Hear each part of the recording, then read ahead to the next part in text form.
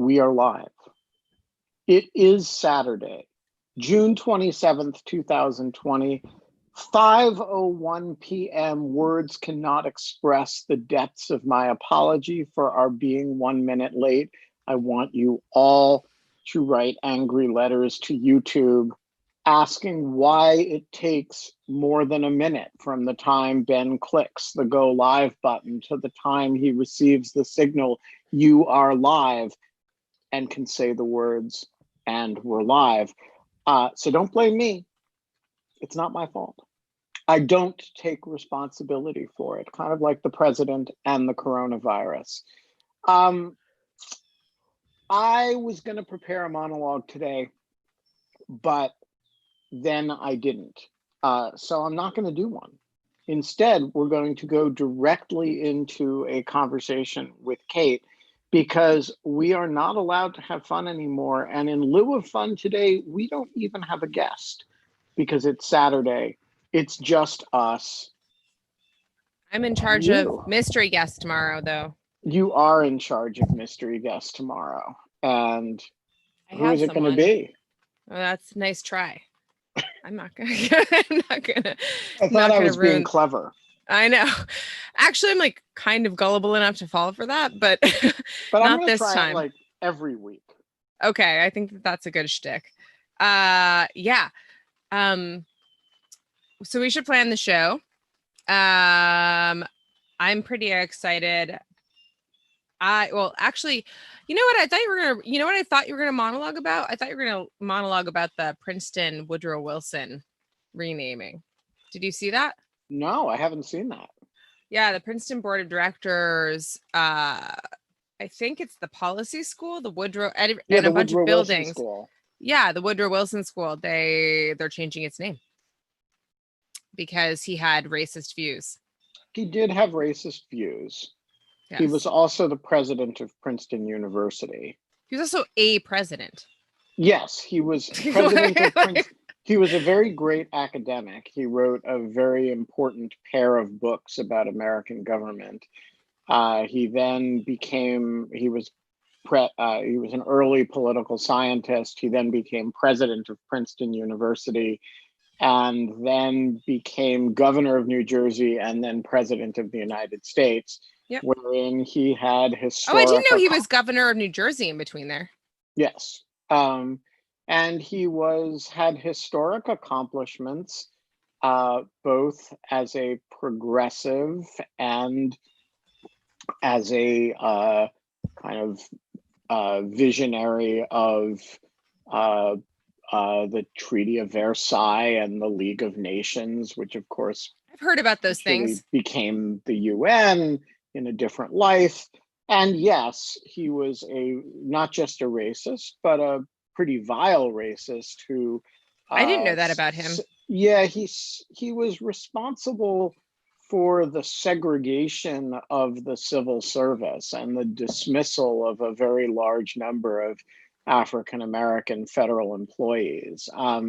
So I do think the sense of him as an odd figure to name things after is legit. On the other hand, it is a particularly, given his relationship with Princeton University and the fact that he was a very substantial early political scientist, and he was his accomplishments as president, including in the progressive vein, were nothing to sneeze at. And so I think that's one I've got a lot of mixed feelings about, to be honest. Yeah, I don't know that we should. I feel like it's such a loaded topic right now to kind of bring up kind of the conversation around taking down statues, which I have like one feeling about, and then like depending on the statue and I guess I have a bunch of different feelings depending on what statue, and mostly I kind of support especially the Confederacy removal of Confederate statues. But yeah, I have no reservation about the removal of Confederate statues, with the proviso that I prefer it not be done by mobs. Interesting. I Yes, like I thought that went without saying, but I guess that's true. You like I the think order associated with like kind of deciding to get rid of it and yeah, I making think collective action. when communities make decisions that they don't want these, I agree with those decisions. When a mob goes and rips a statue down, they're as likely to get the wrong person, as happened recently in Madison, Wisconsin, as they are to get the right person. And I also think that there's something, the sort of I like it when communities come to these understandings themselves rather than have, somebody or some relatively small group of people in a fit of momentary anger doing that. And but I think the Confederate monuments are the easy question. To me, Yeah, yeah, the exactly. hard question are the people.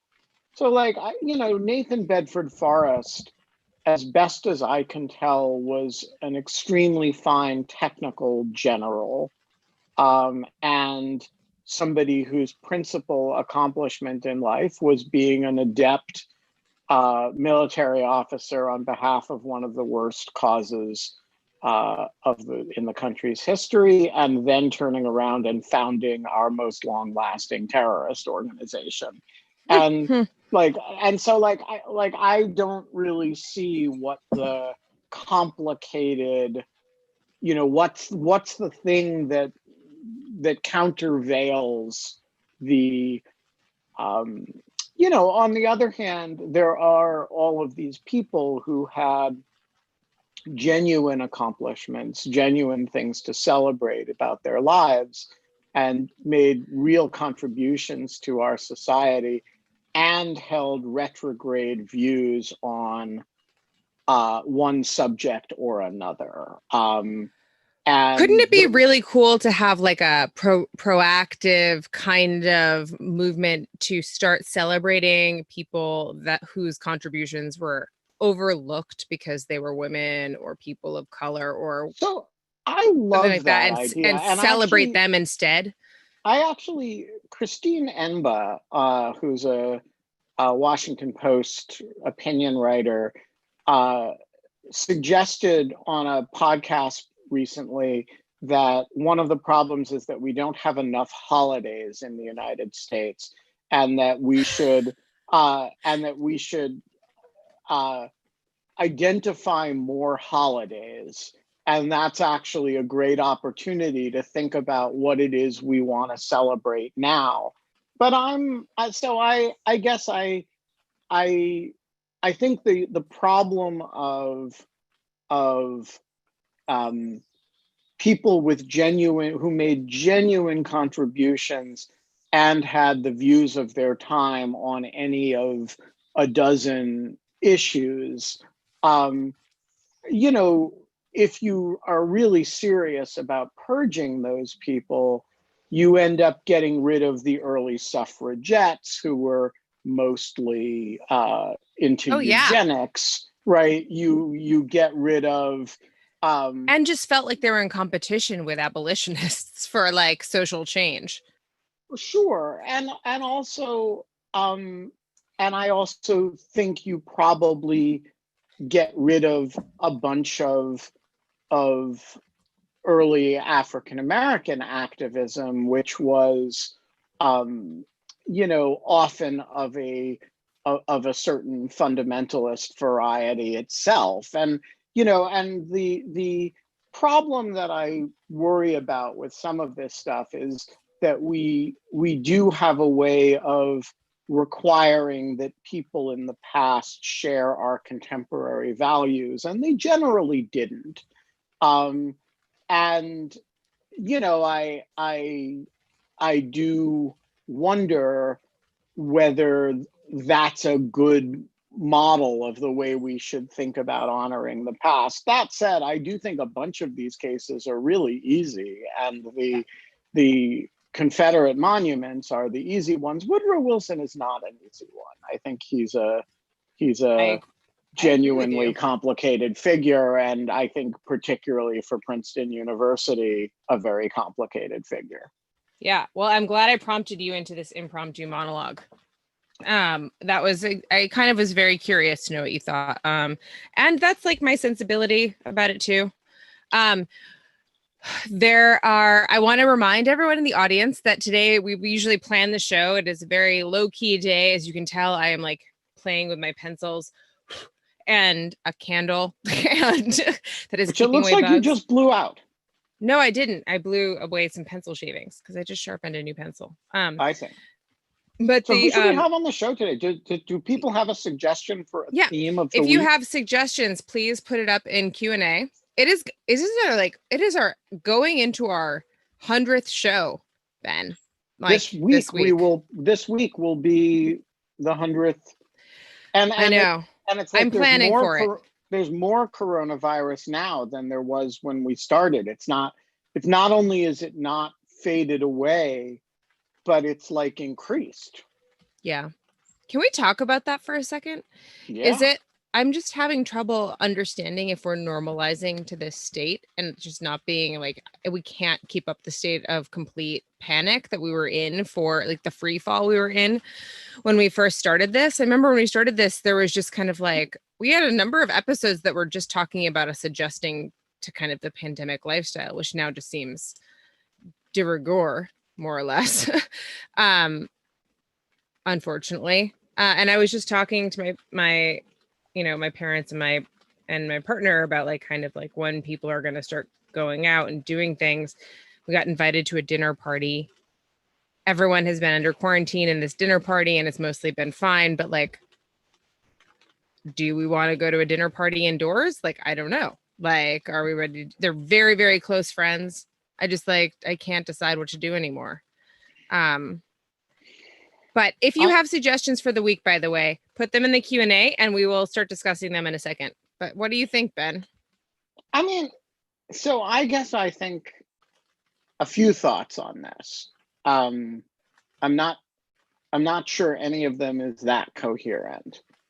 But on the one hand, I do want to argue against complacency, and that if it was important when there were 25 to 30,000 new cases a day to self-isolate, to not put yourself in a position where you're inadvertently breathing on people or getting breathed on by people. It is more important when there are 40,000 new cases a day.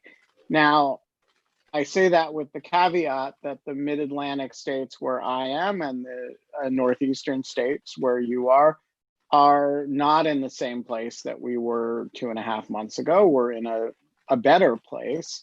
And so there's a regional quality to this. I think you could make a pretty rational argument that in the regions that we are in, we are on the long tail, and the problems in the areas that we're not in are a reflection of the fact that they did not take the problem seriously enough before.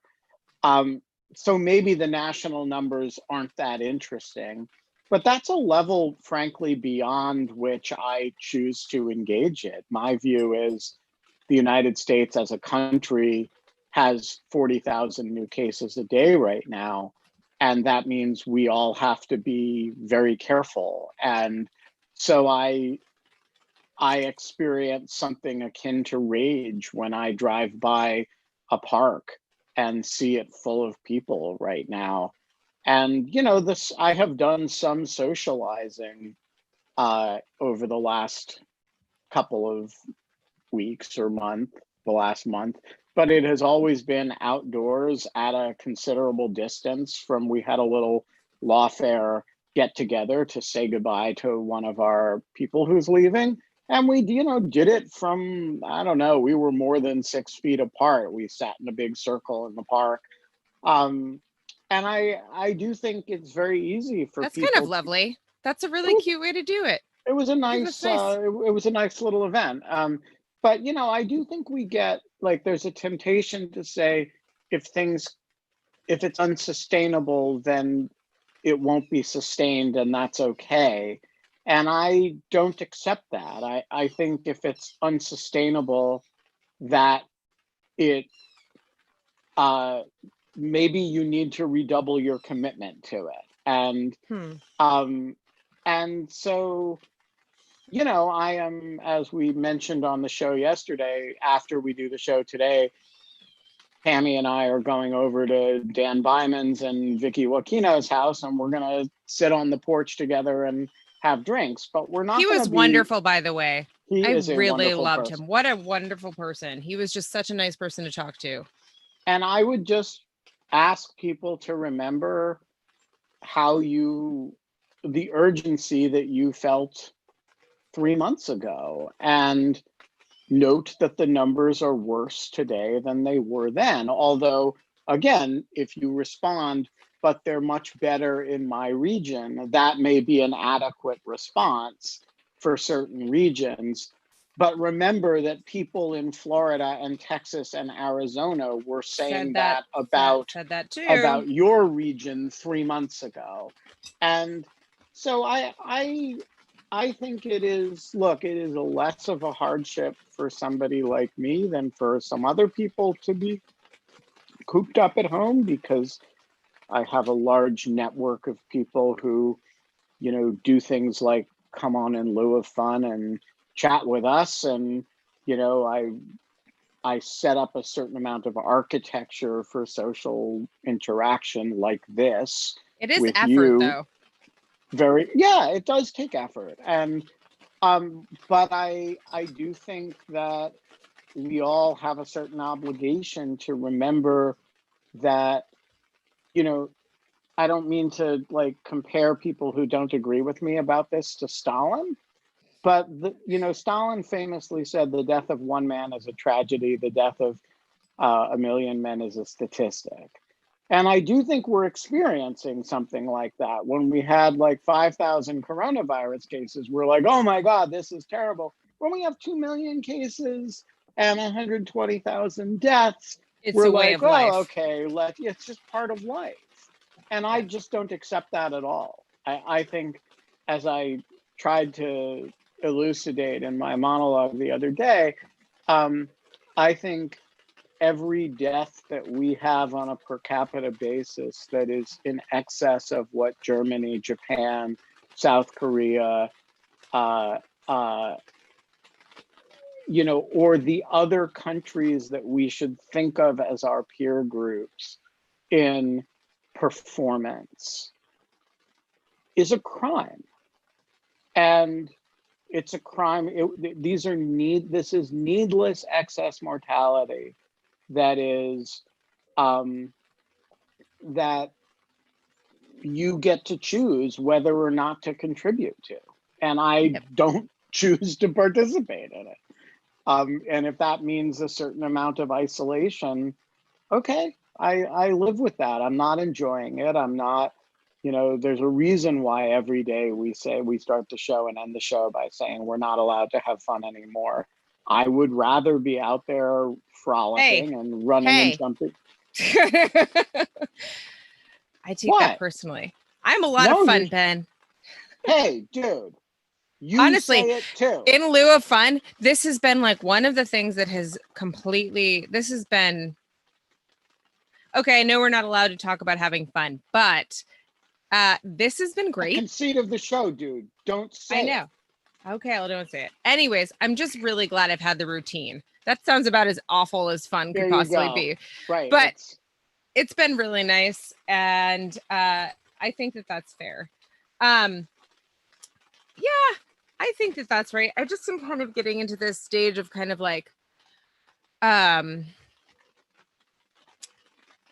sorry, the rain is kicking up. I don't know if you can hear it. I can hear it. It sounds awesome. Yeah. It's kind of cool to be sitting in this tent right now while this is happening. Just kind of hoping that it's as robust as I think it is. Yeah, I think that everything you said is correct. And I'm not in a hurry to go out and socialize, but you said something a few minutes ago at the very start of kind of like your monologue. There wasn't really a monologue, but like what you were saying, that was kind of, they were like, well, we were worried about 5,000 cases in February, so why shouldn't we be worried about 5,000 more cases now in June?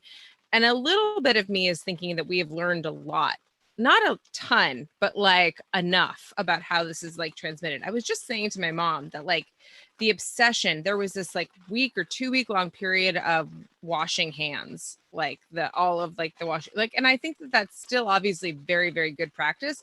But then it pretty much switched to it's airborne, it's in droplets.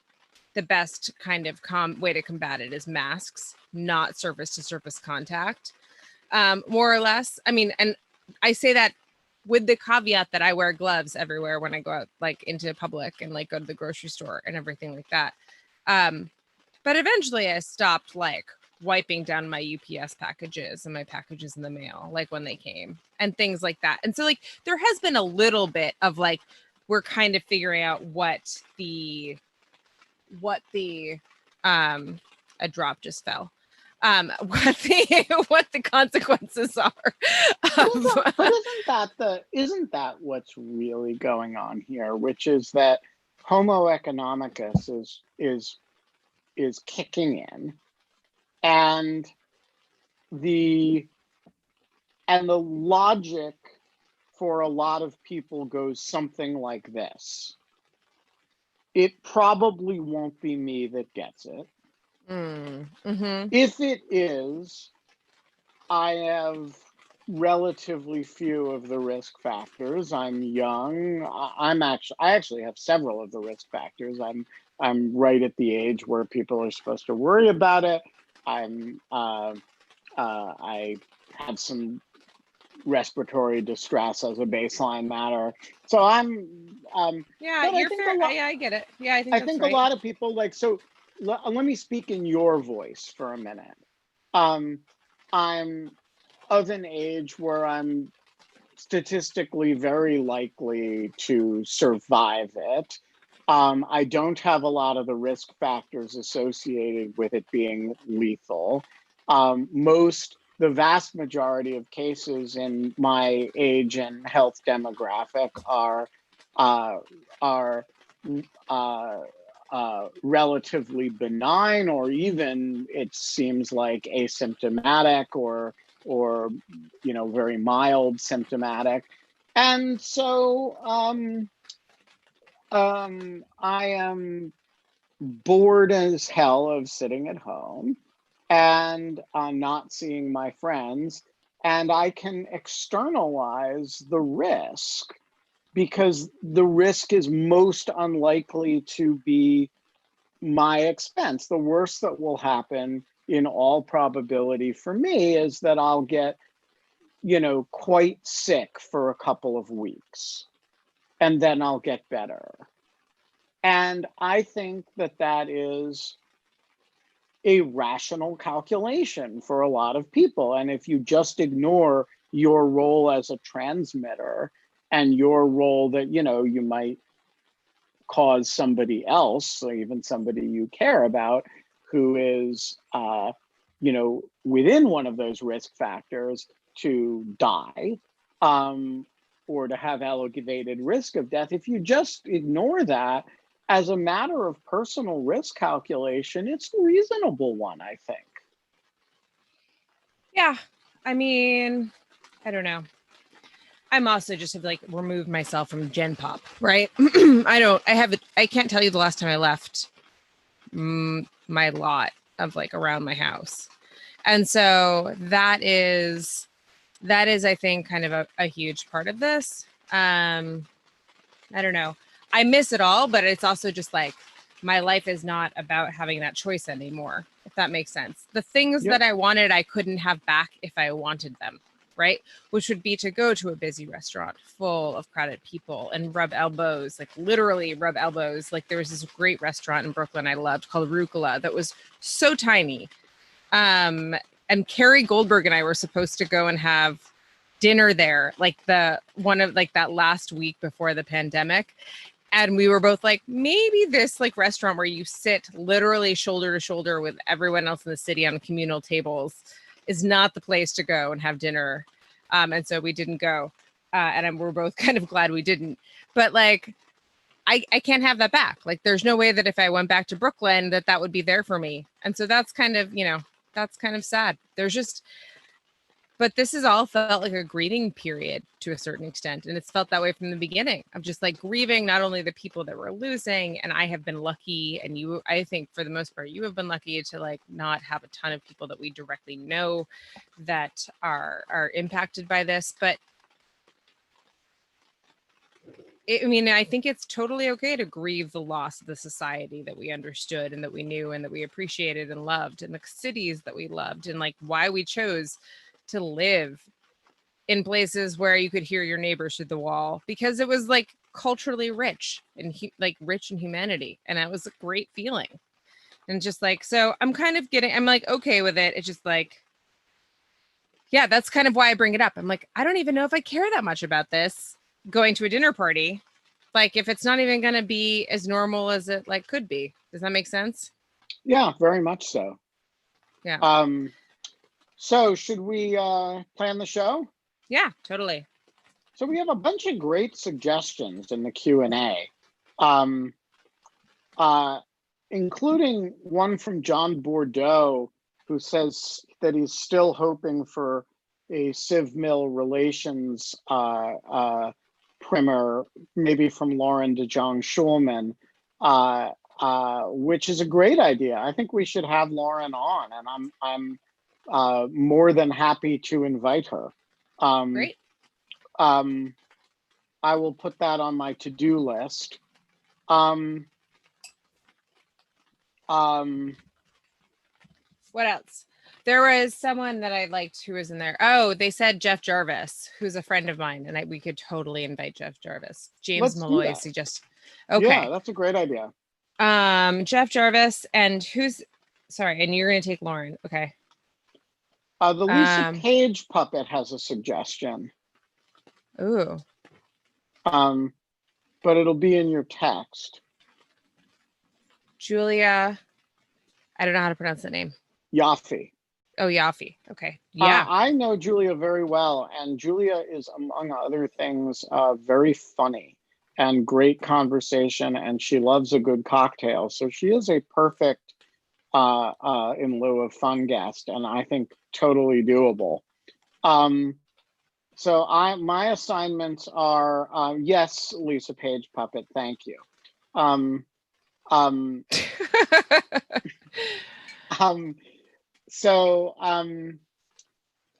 My assignments are Julia Yaffe and Lauren DeJong Schulman. Your assignment is Jeff Jarvis. I have never met Nicole Hemmer, whom Andy McMahon describes as the author of Messengers of the Right, Conservative Media and the Transformation of American Politics. But that sounds like a very interesting book. So I will poke around and see if that may be doable. Yeah, that sounds great. There was someone we also have a request for Josh Barrow, which who is the host of Left, Right, and Center, as well as a columnist for Business Insider, and he's the partner of one Ken White on All the President's Lawyers. Oh, cool. I don't know Josh at all, but I bet Ken would hook us up. But yeah, but I'm sure. But I'm happy to look into that. I can take that one. Great. We had a few other people that we had to that we had been planning. Daphne Keller had suggested to us over email her friend who is an expert in China and Hong Kong, which would be great. And we should get Albert Cheng to come on and kind of tag team that if we wanted to do kind of like an update on Hong Kong Day. Sounds great. That's a great idea. So Albert Cheng, and then Okay, I will handle that. And then, yeah, what else? I'm just writing to Julia right now as we speak. Okay, cool. That was another drop. Why the drops? It's plastic. Anyway. Andy Slavitt? I don't know Andy Slavitt. Is that a name I should know? There's Andy probably a lot of Slavitt names I should know. A public health Obama administration public health guy. I think he's excellent. And he's a health policy guy.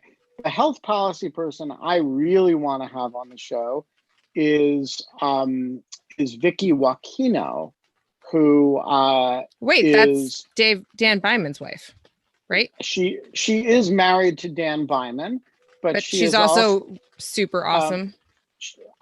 So when I originally thought of having them on the show, I wanted to have them on together in the kind of Hannah and Alan way, two people who are have radically different expertises and are both independently fascinating. But Vicky ran the in the Obama administration, she ran basically the part of HHS that administered Medicaid, and she's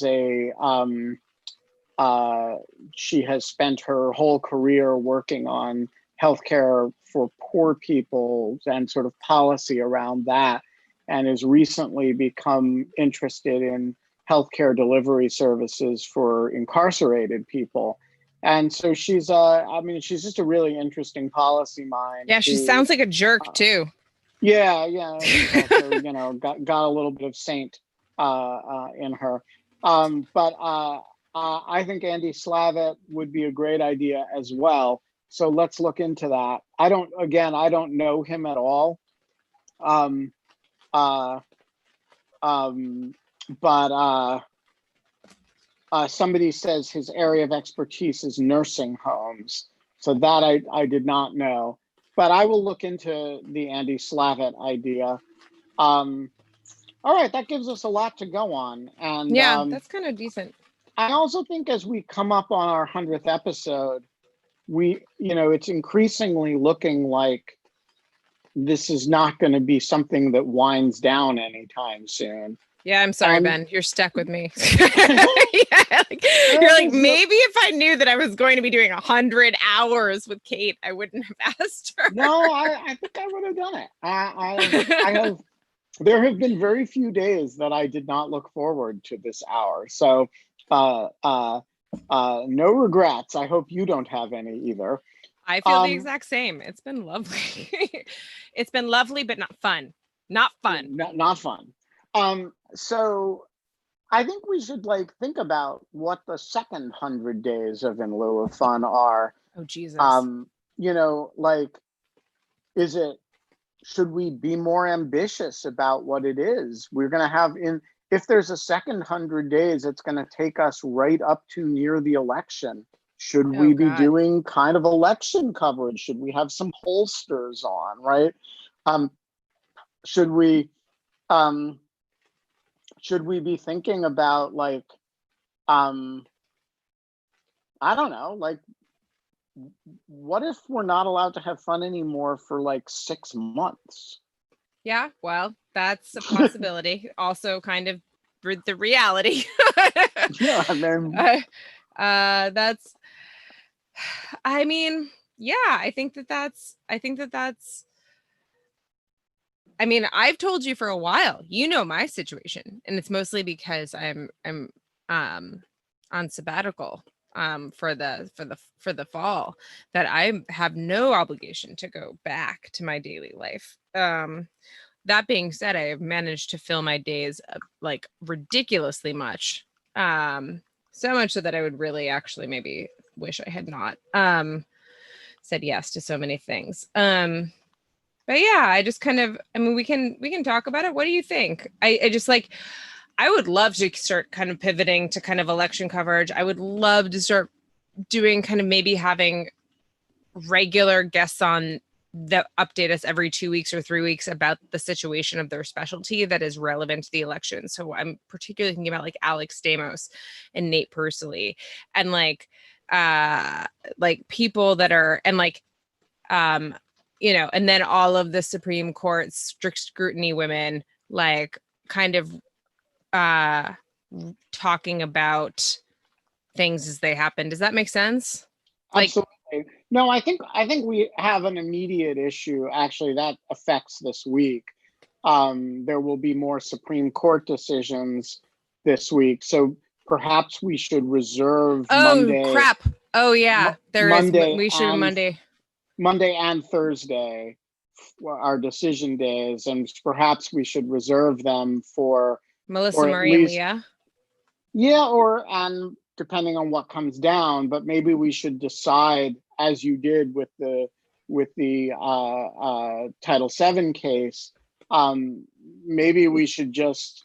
I mean, this is our sweet spot where our contacts are really good, but maybe we should on Monday morning at 10:30 when we find out what comes down, decide, okay, like, you know, if Mazars comes down, we have an incredible group of people for that. If, you know, if the Louisiana abortion case comes down, we have a different group of people for that. But we have a really well, we have a group for powerful the voting rights case. We have exactly. a great group for that. But like, I haven't figured out the group for the other ones. Like, I was figuring Dahlia and like Leah for the abortion one, but like, I don't know.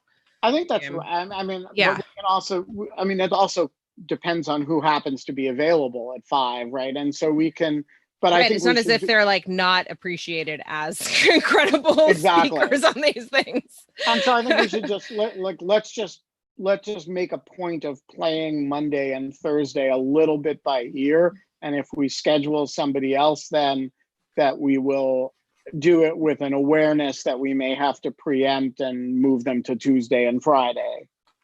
Yep. Okay, that makes sense. I think that's totally right. Yeah.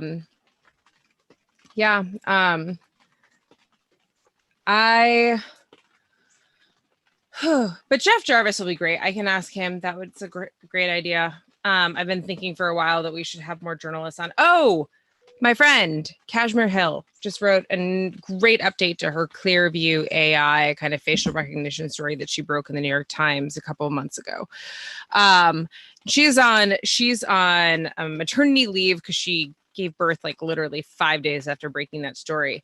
And then, but she's a good friend and has said she'll come on. So excellent. Let's do that. Yeah, that would be fun to talk kind of facial recognition with her. Let's see who else. In lieu of a concession. Yeah, fair enough. Any plans to have Steve Vladeck? Yeah, we do have Steve. We should have Steve back. He kind of like literally zoomed in for a second and then he was underappreciated. I would like to have maybe in a month or two, Jonathan Zittrain back, not to think so far into the future, but I feel like if we just had a show with him about contact tracing, that would be great. And we ended up kind of like splitting the baby between Section 230 and contact tracing. And I had so many questions that I have no idea how contact tracing is actually going to work, that it would be, yeah. I think that's a great But that was idea. My fault. So we have a bunch of suggestions about possible election-oriented people, including Larry Sabato and Dave Wasserman. I think Dave Wasserman is incredibly impressive. And by the way, if you don't follow him on Twitter on election evenings, that is something you should do. We have a lot of election possibilities, including my amazing colleague, Bill Galston. So, yeah, I mean, I guess if we decide that we should do more election coverage, I mean, there's also the pollster side. My old colleague, Claudia Dean at the Washington Post, who used to run the Washington Post's poll and now runs Pew's polling.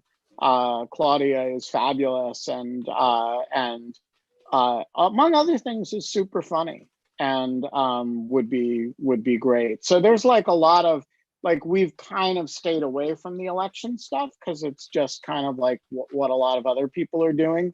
But also it's overwhelming, and there's been plenty to talk about. Like, yeah, exactly.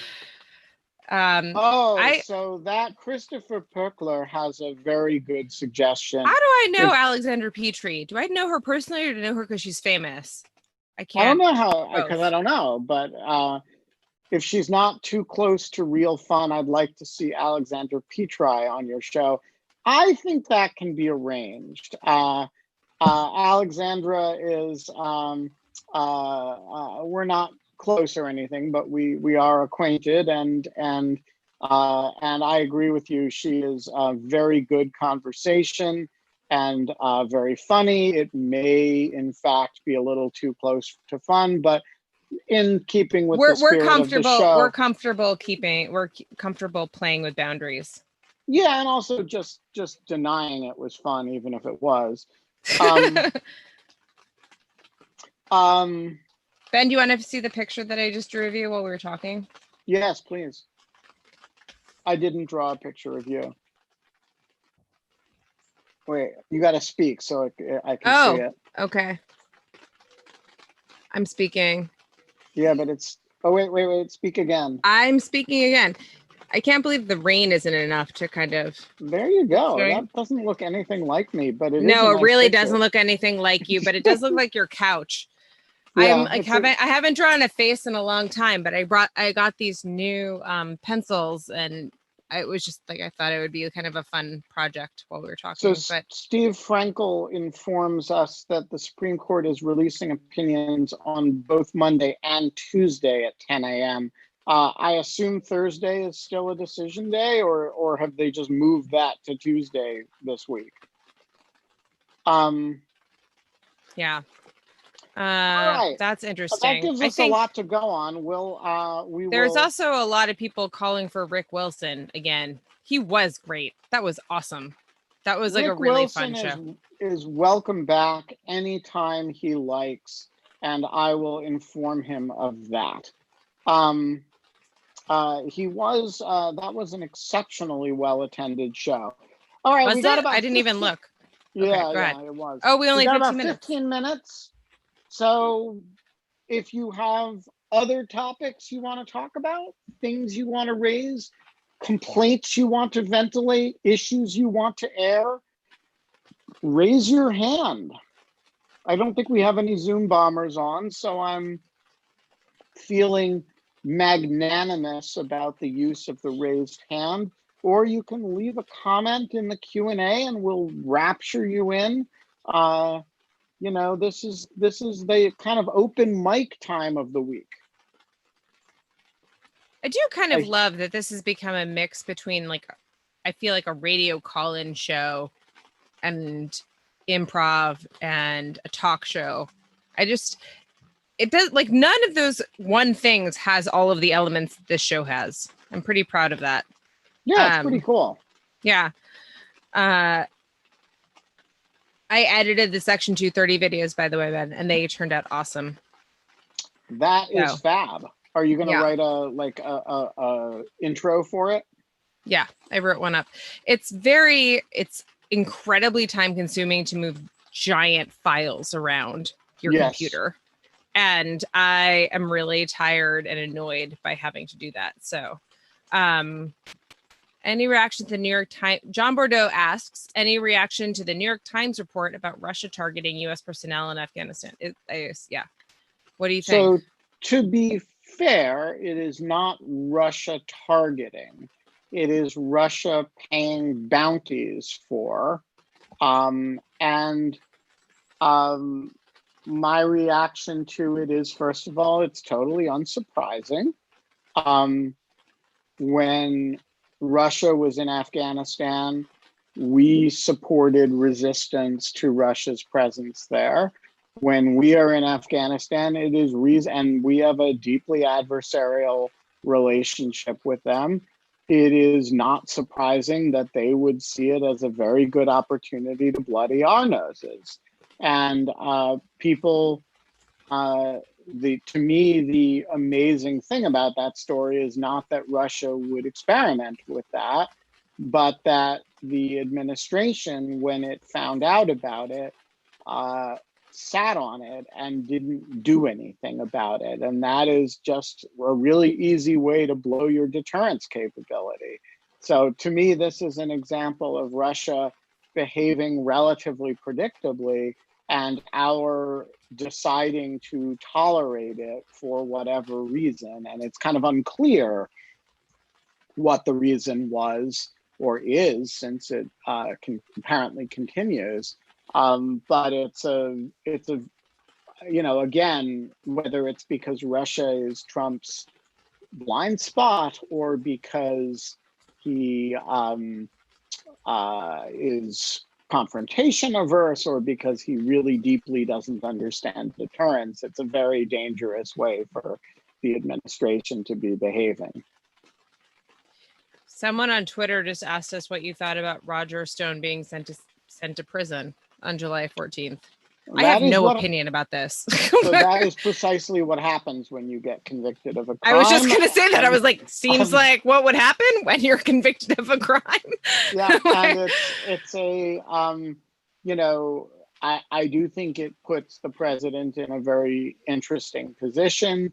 Do you, I have been operating on the assumption that if you're Trump, you don't want to exercise clemency, whether it's to pardon or to commute a sentence for something like this before the election, right? The ideal for Trump would be, assuming he wants to do something for Roger Stone, the time to do it would be in the period after the election. But if Stone's going to actually have to report to prison, it may force Trump's hand to act earlier than is ideal for him. And that could actually have electoral ramifications in the sense of angering a lot of people, but also rallying some people behind Roger Stone and the president.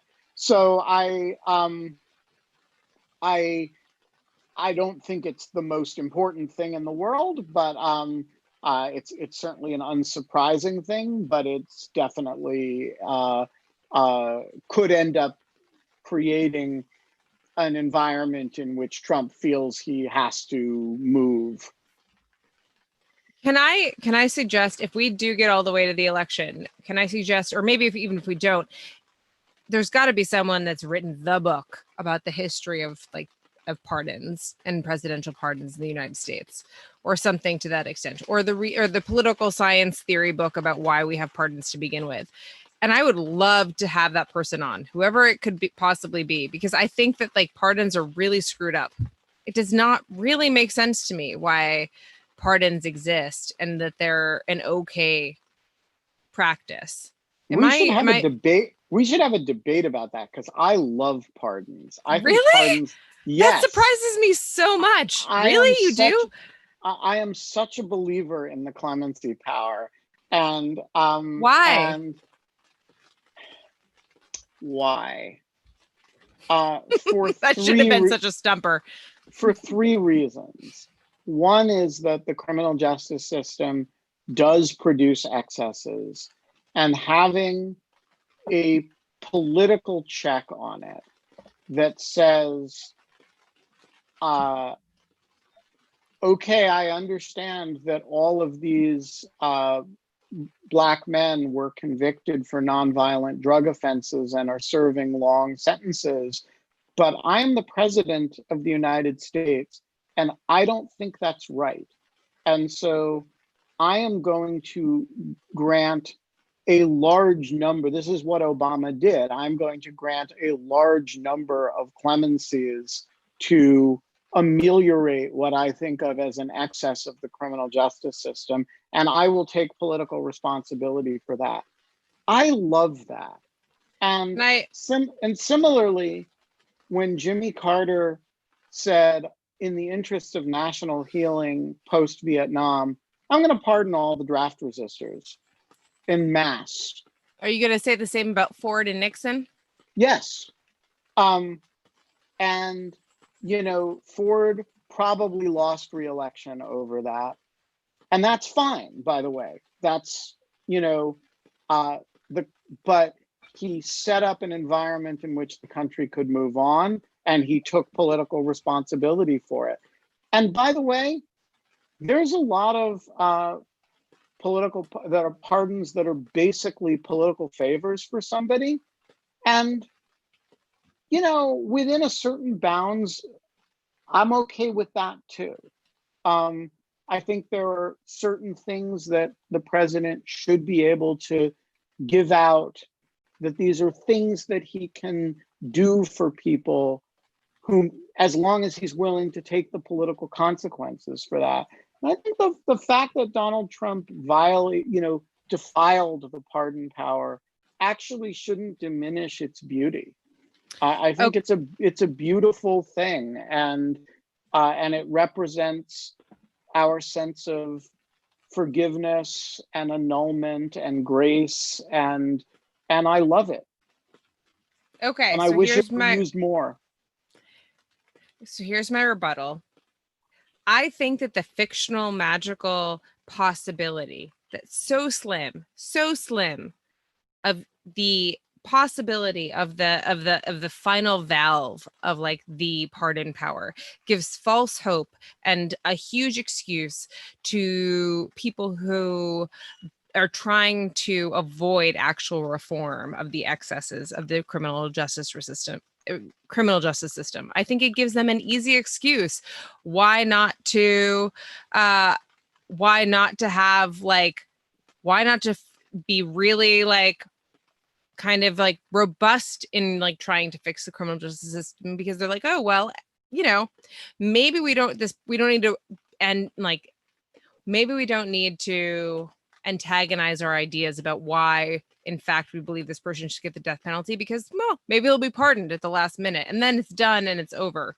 And I think that that's just kind of I think that that's an escape hatch that just needs to be closed. I think that there have been as many bad political pardons as there have been good and maybe useful political pardons. And I think that it just doesn't seem like the type of, I just don't believe in executive power in this way. And so I just kind of think that it like actually is just a very strange remnant of the Constitution that doesn't really make sense at all. Well, it's the most royalist element. It is. It's certainly royalist. But I'm such a Tory that doesn't bother me really. Are you? Oh my God. I'm sort of joking, but I don't think you're joking. I kind of love that. I think that I just caught you. Like, that would be a fun game to play. Maybe we'll do that for Halloween. It's like, if you had to go as a British political party, which party would you go as? Well, the thing is, I don't know. That it gets complicated. But I am not in any sense sympathetic to the contemporary British Tories. But I do think of myself as something of an American Tory, in the sort of Hamiltonian, John Adamsy kind of way. And Hamilton was the great advocate of the pardon. Although interestingly, in the Washington administration, he opposed active use of it, but as a conceptual matter in the Federalist Papers, he's the one arguing for the pardon as a very important instrument of mercy and grace and also national reconciliation. I do want to say though, like, to oppose it on criminal justice reform grounds, I think is perverse. Because, or at least like weirdly Leninist, because like, all right, put yourself in Obama's shoes in 2014 and 15. You have no prospect of passing any meaningful criminal justice reform. Mitch McConnell controls the Senate and John Boehner controls the House. And The only question is what retrograde stuff they might send to your desk. But you have this power to send messages and by way of improving people's lives. And why wouldn't you use it? And I think he used it in a very beautiful and No, I meaningful agree with way. you. Like it's a principles versus outcomes thing. I agree with the outcome of like Obama, but like Obama's pardons. But my idea is like if you have that as like some type of like fail safe, like if that fail safe exists, you don't have much. Maybe it's idealistic of me, but I think that like you don't have much motivation to kind of force your hand in terms of like people really needing us really needing to get better at having a more just criminal justice system. Like this is just like just the last, it's not just the last couple of years, the last couple of like the last few decades have kind of shown us that this is getting out of control and or is out of control. And so I guess I don't know, I just kind of see that as like it also is like makes Obama kind of like this angel that like comes No, down and no, like no, no. I'm grants just this whole using it thing. because it's the most recent example. Yeah, but But like there's a lot of other examples I could use of that. And but my point is, all right, imagine you're now elected president, Kate Klonick, and you believe all the things that you believe about criminal justice reform. And you have no prospect of passing any of them. It is a way for you to lead. It's a way for you to do something. And you know, when Mike Dukakis was governor of Massachusetts, um, he, I believe, no, I think actually I think I'm wrong about that, so I'm not going to use that example.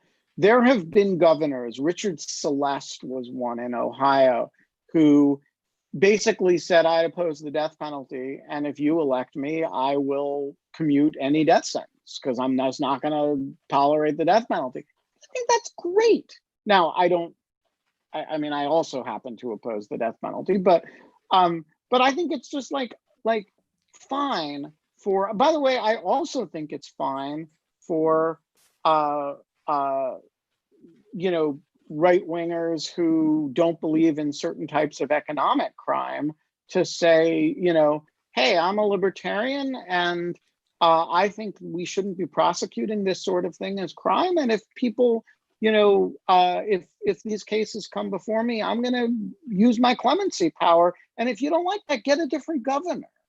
And like, I think that these are ways of making important statements, some of which I agree with, some of which I disagree with, about the way the criminal justice system should operate.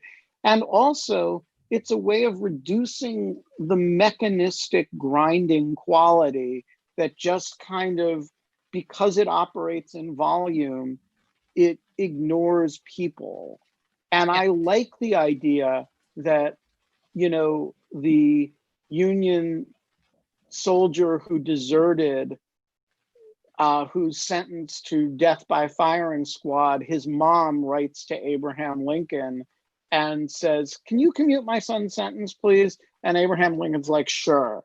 And he did that so many times that he got pushback from the Union commanders who thought he was going to, you know, incentivize desertion and because he was too quick to like respond to pleas for mercy.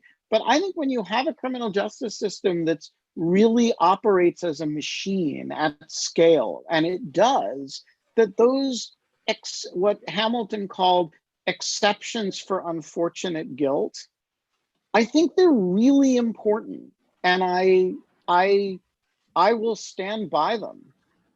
Well, we need to wrap up, but I think that that's I'm going to make two points that have nothing to do with the pardon power based on what you just said.